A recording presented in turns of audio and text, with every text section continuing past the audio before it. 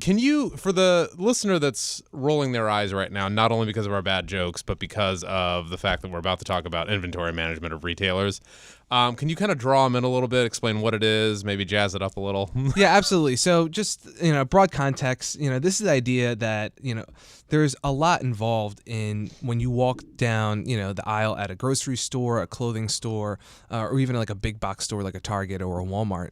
There's a lot involved in keeping those shelves stocked with the products that you want. There's SKUs, which are essentially the numbers that they assign to identify these products. And when you have, let's say, 1,000 store locations, and each of those store locations at a big box store, for example, has potentially tens of thousands of SKUs. This becomes a huge operational challenge.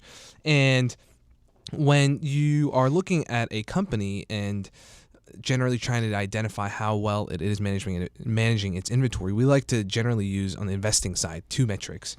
So the first one of those is inventory turnover. So that basically tells us how many times a company will sell through the inventory it has in a given period. And this number is calculated. You take their cost of goods sold for whatever time period you want to use. Traditionally, it's like on a trailing 12 months basis, and you divide that by its average inventory balance during the period. So you could take Q4 end inventory for 2014 and then the ending balance in 2015, average those 2 numbers, and then you'll get a time, like essentially 5 or 10 or 15 times, basically how many times they turn through their inventory in that year period if you're going by trailing 12 months.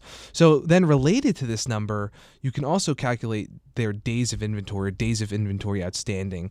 So this number basically tells you how much inventory they have on hand measured by how many days it would take them to sell through the balance they currently hold. I really like this number because it really makes it puts into perspective how quickly and how quickly a company can sell through its inventory and how much they have, and it's all within the metric is days or weeks, right? Yeah. So and that's kind of the name of the game in retail, because you just assuming that items are being sold for a profit. The more quickly you can sell things, the more you can use that money to buy more inventory, and the it keeps on spinning. Yeah, I'm really glad you touched on that, because the ultimate idea is that this company is pouring resources, pouring money into whatever goods it's producing or that it's selling or that it's acquiring from suppliers, right? So the faster that it can convert that inventory into revenue and cash, it's very beneficial to them. So being able to optimize and make these its management of its inventory as efficient as possible is really important to the margins and the profitability of any company.